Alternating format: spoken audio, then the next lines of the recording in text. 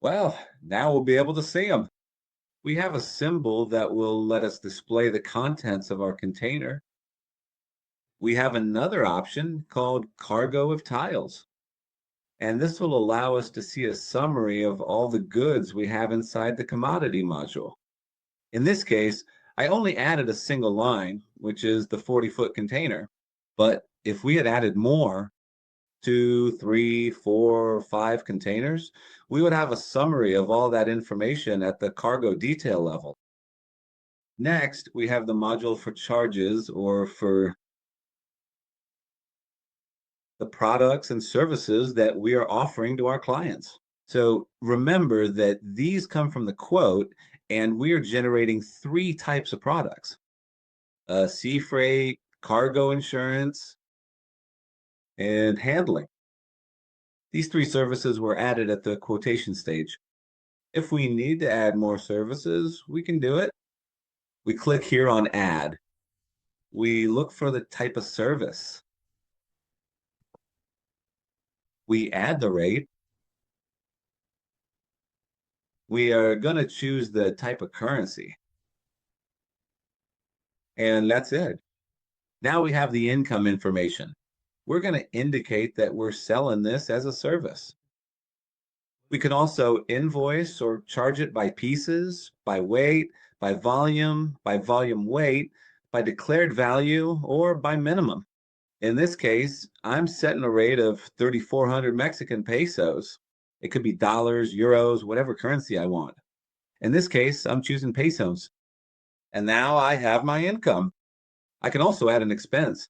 Likewise, if I'm going to sell it for $3,400, maybe it's going to cost me $2,300.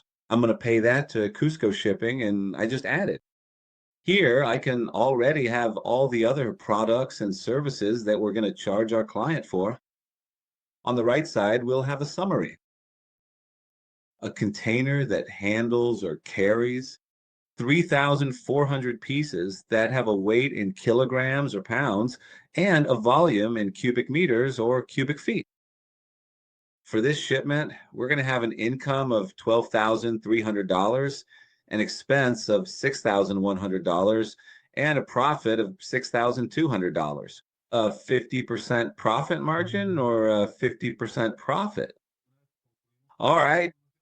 Once we've finished with all this information, we have this task module, which will help us add tasks, maybe a reminder, maybe a task for one of our teammates. We just click add, and the system will let us enter the information for that task or reminder, which can help us assign an activity. For example, to our colleagues in pricing. I'll put my partner's name.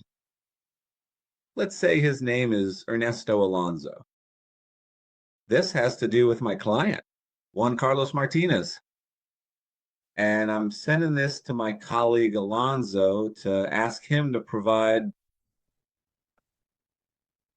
the total overall price of your specific cargo insurance policy. And I can place, perhaps, here it would only be just one matter. And right here, we can provide a much more comprehensive and detailed description of our specific requirements. We would appreciate it if you could kindly forward all of this relevant information to us as soon as possible. However, I am currently not entirely certain about the final details. Anything we want to write, we'll be able to write. We save the activity and it'll be saved as a task for our colleague. This shipper layer module is not working. And this is a module where we can fill out or complete our shipment using this bill of lading format. We can also do it either this way or by filling out each of the tabs as we've been doing. Or we can also come here and complete it from here. Both work to complete all the information for our shipment.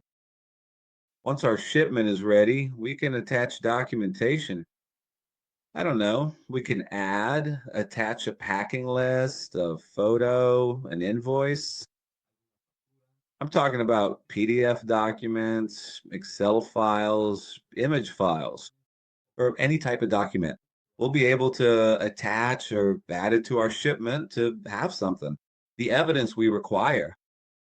In a very similar fashion, whenever we are requesting a specific report, we can also explicitly instruct the system simply by selecting the correct option that we want to attach or add this particular document directly to our central repository, which is the exact location where we have every single one of our various templates securely stored and organized. If I go right in here to the section where it says attachment, you will be able to clearly see a comprehensive list of all the different documents I have previously requested to be added. Right. We'll have, once we've added all the documentation we need as backup. I was missing that here, that the BL report be uploaded. Now we have it. Here is the ocean bill of lading. Now we have it here. And now we have all this information ready in the system. We will be able to begin the initial steps of the entire procedure all the way through. This virtual flow where we will review the statuses that our shipment will have according to a normal operation. Maybe the first step of a shipment is to generate the booking. Then prepare all the information to load the goods and get the documentation ready. Once we have both the goods and the documentation ready, we can load the ship with the goods and generate the corresponding documents. And this ship will probably depart in transit. At some point, it will arrive at its destination, and we will be able to say that it has been completed. So we will be able to say that all the documentation is already being generated to preload our goods.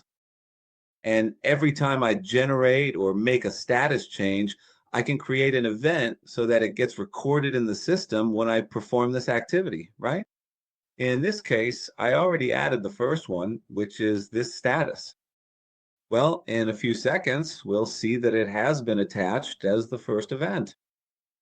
And so as we move forward in our process, maybe the next step is to generate the documentation and deliver it. I can tell the system that the event has already been created and simply click OK. And the system will create that second event for me. And here we'll have a history of all the events that have occurred for whenever it's necessary to know when each of these changes happened. Maybe today I get notified that the ship is already in transit, and I also want to record that in the system. A record that today, February 5th, that event was generated, right? That the ship has already departed and is in transit. And here we'll have, well, all the information as it's evident. Here we have February 5th at 10:34 when this situation occurred. All right, let's continue. In case, let's suppose our shipment has already arrived at its destination, I'll be able to mark it here as having arrived at its destination, that is, at the port of Santiago in Chile, and I'll be able to notify that our shipment has reached its destination. Once it has arrived at its destination, maybe later, once it's been delivered, I'll be able to come and add the proof of delivery information. When the goods were received, the time they were received, the name of the person who received the goods, and that person's comments. Very well. Once we have the evidence, maybe the last thing we need to do is go to the charges module. So we can generate the